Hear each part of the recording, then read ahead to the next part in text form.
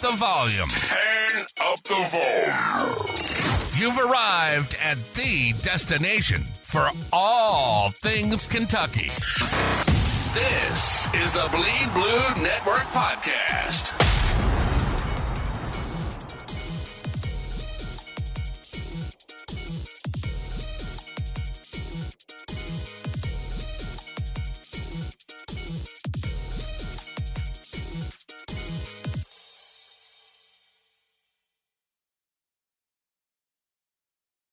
BB, what is up? We are back. You know who it is, Randow and KY Sass here to talk some Kentucky football, highlighting the defensive unit now. I'm going to start off with the defensive backs. Salena, how you doing today? Good. How are you, Randow? It's been a week, huh? I mean, shoot. It has been a week, but your girl is going on vacation tomorrow, and I'm unplugging. Good for I'm you. unplugging from everything. Much needed. You had a big week last weekend. You got a little Kentucky football experience behind the scenes. I saw the pictures of, made me jealous. And I know it's been a wild week for Bleed Blue Network partnership with State Line Co., which is pretty cool. Super exciting. Yes. Got some stuff in the mail earlier in the week. The Snow White Pappy is dope, and then the original, the OG blue.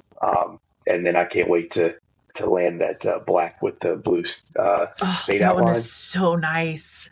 I was talking to him. He was like, I don't know about the white rope. I was like, you got to keep the white rope. If thing makes it pop, like it's I got the shoes to match it. The fit is going to be fire. So you have to post pictures, or are you wearing them to our? Oh yeah. Okay. Perfect. That's the tailgate fit for sure. Yeah. Okay. Perfect. Love that. Awesome. Okay. Awesome. You saw my bootleg College World Series. I It's did. gonna be the whole thing. It's gonna be a whole thing. Yep. It'll be a good time. But okay. So defensive backs. We're gonna cover corner and safety. I mentioned it previously in previous shows. Like, I truly believe it. DBs, especially corners, most athletic dudes on a football field. Most of the time, most intelligent dudes on a football field too. Yeah. Outside of quarterback, just what they have to do, their football IQ. It's just if their knowledge base matches their high level of athleticism, they just perform well because they can read what the quarterback's doing, read what the receiver's doing, and react. And they have to be react quick and almost be actionary and not reactionary in order to be well in that position. And we got some good ones, so I look forward to talk about them. But like always, let's start off with the coaching staff. Defensive backs coach Chris Collins. Fourth season as the DB coach here. First season, though, he's going to have the title of co-defensive coordinator. And I think that is big for this defensive group. Last year, the back end of the defense was, I want to say, a glaring weakness, but they had some ups and downs. They did. Yeah, for sure. And we're a product of like what we remember, and what we remember is the final drive of the Clemson game, right? So I think, yeah. Don't bring it up. It hurts. I know. It hurts. It was, yeah. And I was in Kentucky where you can legally gamble on sports, and I saw a significant amount of money just instantly get washed out of I was already picturing what I was buying, and then I realized, nope, you lost. So. Listen, I think a lot of fans have their own thoughts about the choices that were made during that game, especially the fourth quarter and that last drive. I know for sure there are pictures people have of the spacing between the DBs and the wideouts for Clemson. It's like, why? Why are we giving them at least 10 yards every time? But again, that's not on the players as much as on the staff. It's coaching. And I'm just like, limited in what they can do. You want players to have instinct, but at the end of the day, players play, coaches coach. The scheme got put in. I have always been on the mindset of prevent defense only prevents you from winning at the end of the day. Like, that D-line was eating. Yeah. I mean, we had just sacked them and taken them back. The D-line was eating. D-line was so good that game. That quarterback, it would, and if you step back and play zone and give him that much time, that's what the quarterback wanted, just make a play. But hey, let's not live in the past. Let's talk about let's talk about this new season and how they're gonna, I think, step up their level of Yes, play. excited. But yeah, uh, Coach Collins, co-defensive coordinator, will see kind of where he stands on how much impact he has on the defense. But 3 seasons as a DB coach, Hmm. the D finished the SEC fourth in 2021, second in 2022. Like everybody remembers the 2022 year where our defense was just stout, and then Yes. a little bit of a drop off down to seventh last year in 2023. Hmm.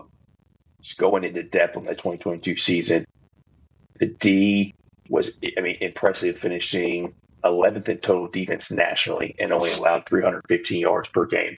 So that number Yep. seems glaring, but I mean, college football yards per game are pretty significant. You keep an offense under 354 yards per game. It's pretty impressive. Right. Right.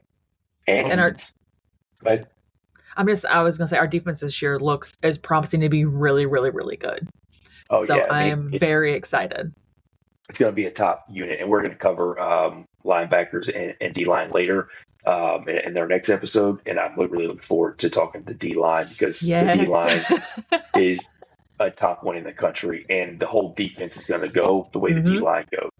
That is But correct. we talked about the up and downs of the secondary.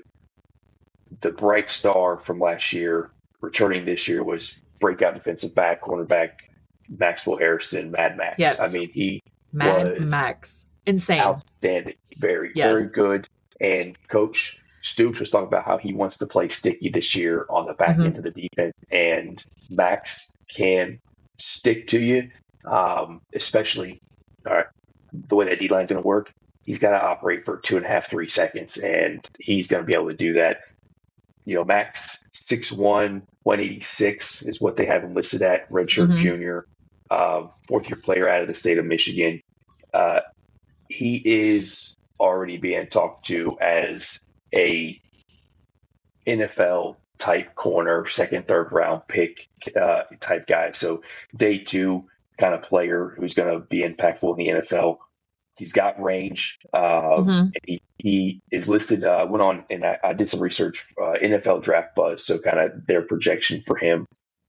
And based off of last season, QB rating when targeted, he was at 62.7%. Total coverage rating, he was listed at 89% with 88% in man and 84% in zone. And so he can play both well, but with our wanting to do more man coverage, he's going to be able to be that one guy, that lockdown corner. And now we just got to figure out who's going to play opposite of him. Well, I think last year's numbers too were he had a broken wrist or hand for a while, right? So he played with a cast for quite a bit last year. Yeah, still led the SEC with 5 picks. Which you think about it, that's crazy. The fact that he played with essentially like 1.5 hands, means you couldn't fully use his hand as a functioning like hand, and then he still led the SEC in picks, which is crazy. I'm excited for him to have an even bigger season. But I agree with you. It's gonna be interesting to figure out who is his partner back there, in the field. So who do you think it's gonna be? Yeah, so I mean, what you talk about you remember the Vandy game? He had two picks. They took both of them to the house. He's gonna be good. I do have who I think the opposite corner is gonna be, or where the competition is. But I talked about NFL Draft Buzz. So just to get Big Blue Nation hype about who Mad Max is. This is a scouting report. Ball hawk with plus instincts, shows knack for reading QB eyes and jumping routes, fluid hip swivel and back pedal, long levered frame, high football IQ, sure tackler in space, scheme versatile, turnover machine, motor never stops. Like those are the things that they describe Mad Max as. And we watched that too. We watched that last year. I mean, he never stopped. He played every single down. So sign me up to have that player on our team leading the secondary. But you asked the question, so let me see if I can provide an answer for you. Opposite corner. I think the competition is going to be between DJ Waller and Dunn. Those are the two dudes who I think have the ability and the experience to be the opposite side corner. DJ Waller, 6'3", 202 sophomore. He's a transfer from Michigan, and Dunn is he was there last year. Played 13 games for UK. He played some outside, but mostly played in the nickel.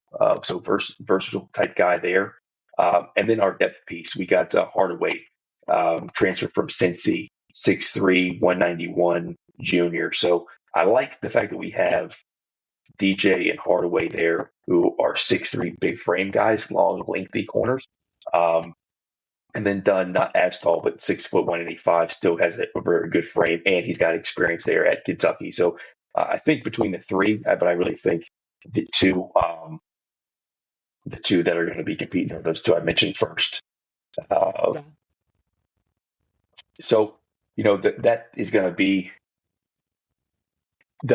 I'm very interested on how they play. If they want to play man, we're going to get the safe position, the depth we have at safety. I'm curious if it's going to be.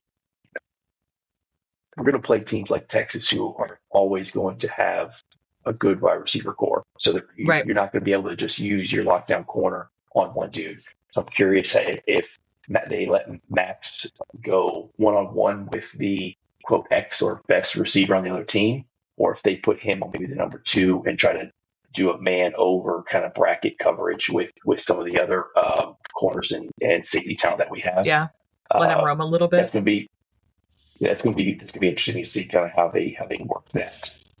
I think both can work.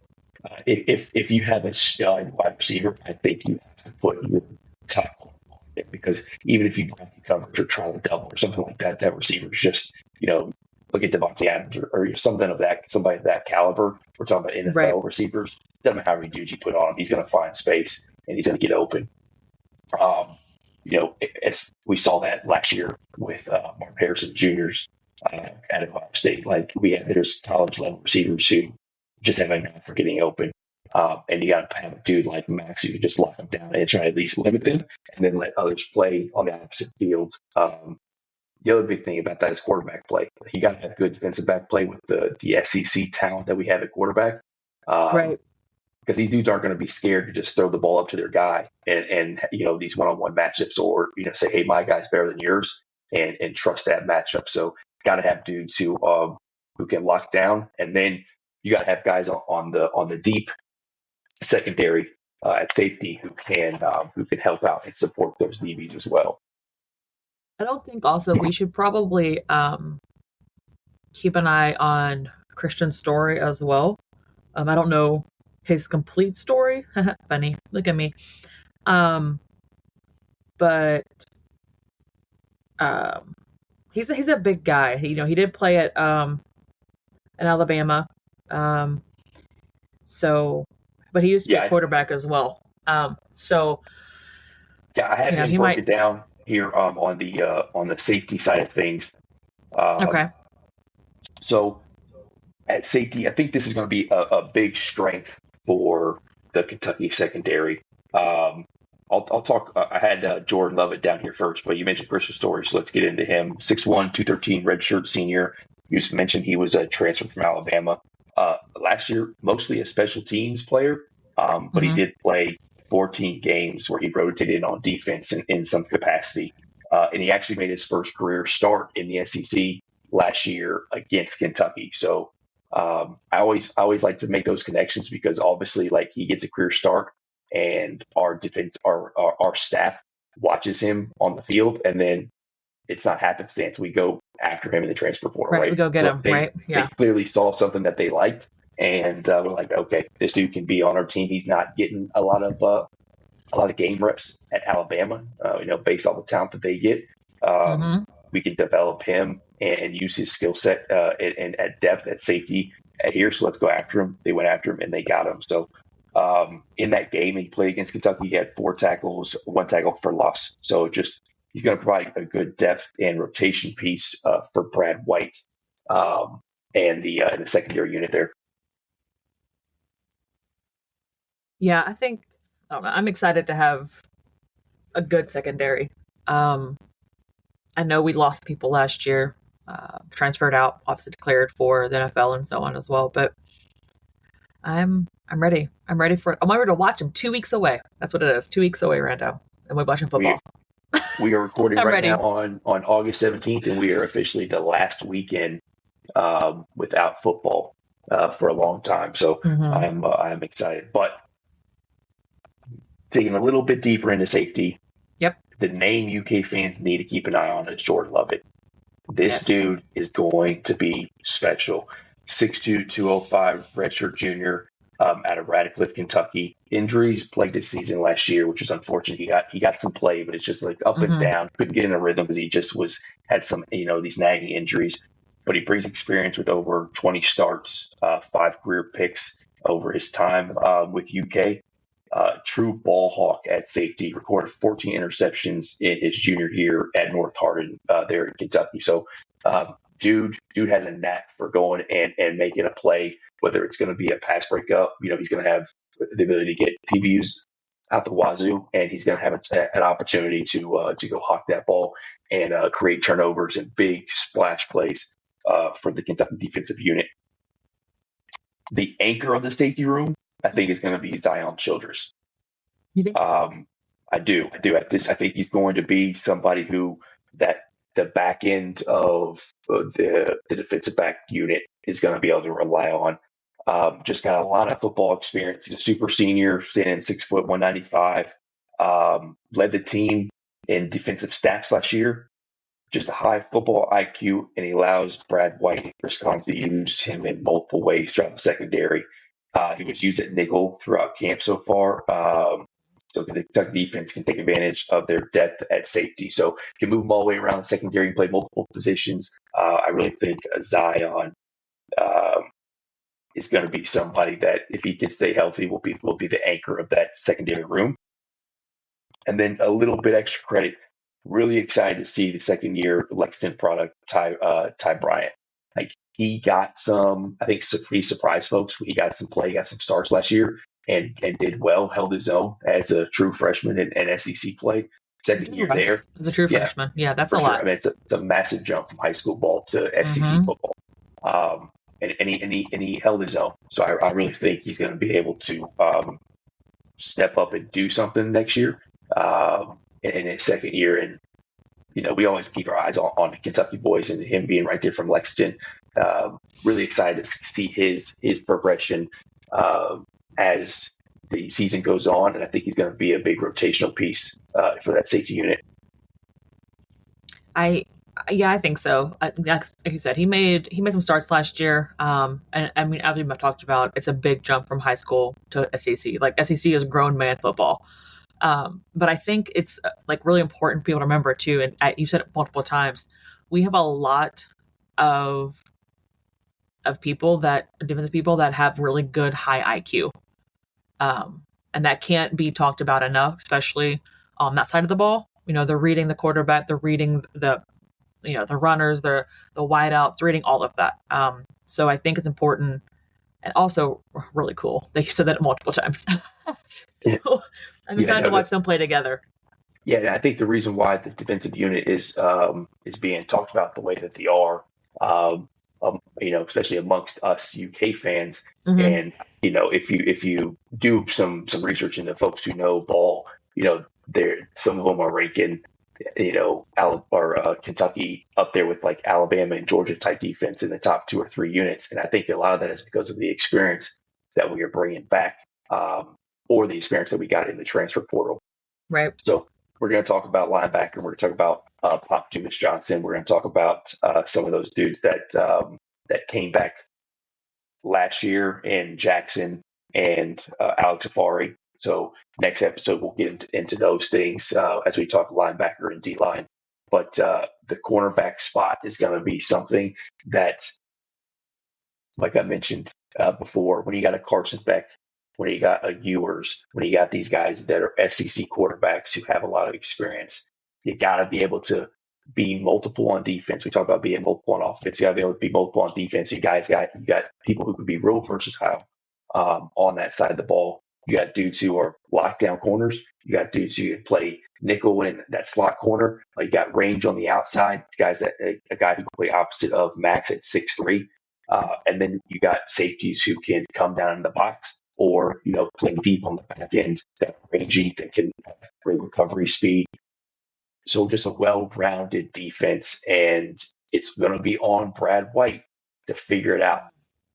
He's got like Stoops made it very clear. He's done a lot of interviews and over camp where he's like, we have to be able to play more man coverage. We're going to have to, he kept saying sticky, but I think we're going to have to play in a way where our D line can do what they do, and the back end of the defense makes plays as the D line eats on the front end. The trenches are where the game's going to be won, but the dudes in the back end are going to have to make plays. And that's pretty typical of your SEC football, right? That's typically how it goes. The D line, does what they do, and then the people on the back end make the plays. That's what you see week after week in the SEC.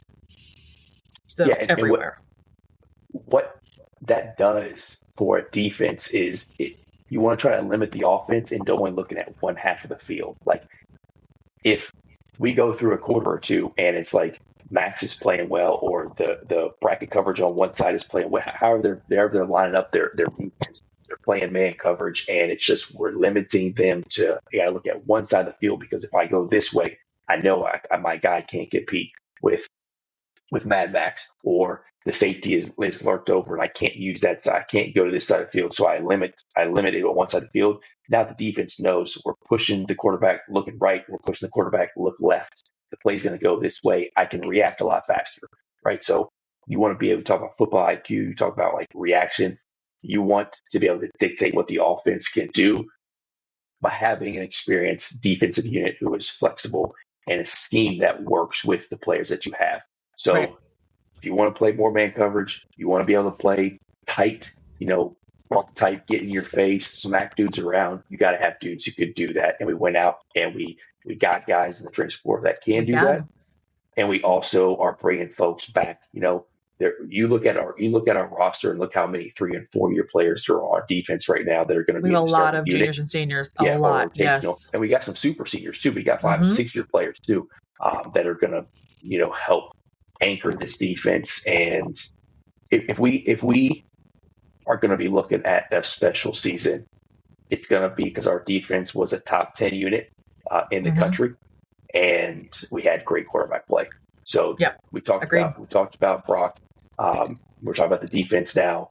We have a guy who is potentially the best defensive player in the country, in Deion Walker. Yes.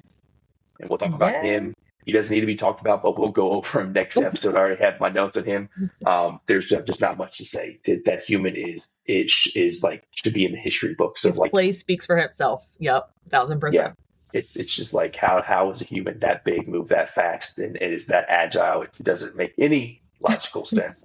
But that's just a preview for next week. It was fun digging into the cornerback and safety unit and trying to look at it and watching some of their film. Like I said, from a wide receiver perspective, and I really like some of the camp film. I had that picture of Max going up and snatching one out of the sky stuck in my mind. I hope he can make some plays like that. But he will.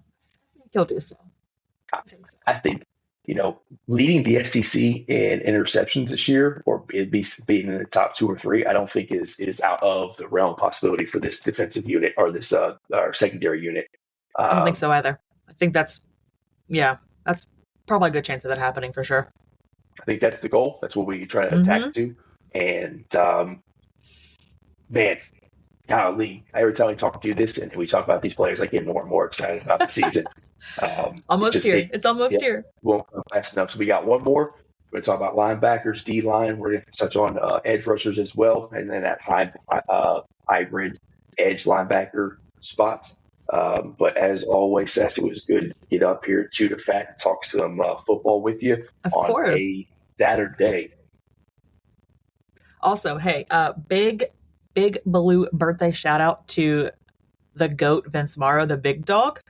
I hope it was fantastic. It is today.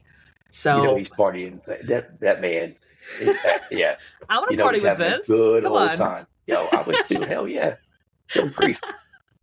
Good grief. I would give up a lot to go have a night with old Vince Morrow. I don't know if we could keep up with him, to be fair though. No, that would be the problem. It's like it would be a fun night that I just wouldn't remember. It would all be gone. Yeah. the brown water would be flowing. It'd be a good time. There we But go. hey, we're coming up. I know it's late on your end. You got some vacation to do. Have a hell of a time. Enjoy it. Thank you. I'll be stuck here in sunny California. You're in Got Cali. work Don't on complain. Monday. Yeah, I can't complain too bad. But it was, as always, good talking to you. Good talking to football. Follow Bleed Blue Network on Instagram and the Twitter. We got some big things coming, some more interviews getting ready to drop. I am Big ones. at Bleed Blue Rando, and Sash, you are At KYSAS_. boom. Go Cats. Go Bleed Cats. Blue. Have a good weekend. Thanks for joining us on another episode of the Bleed Blue Network podcast. We hope you enjoyed diving deep into the world of Kentucky sports with us. Don't forget to stay connected by following us on Twitter at BleedBNation. Your feedback means the world to us. So take a moment to leave a review. Not only does it help us improve, but it also helps others discover the show. Until next time, keep cheering, keep listening, and keep bleeding blue.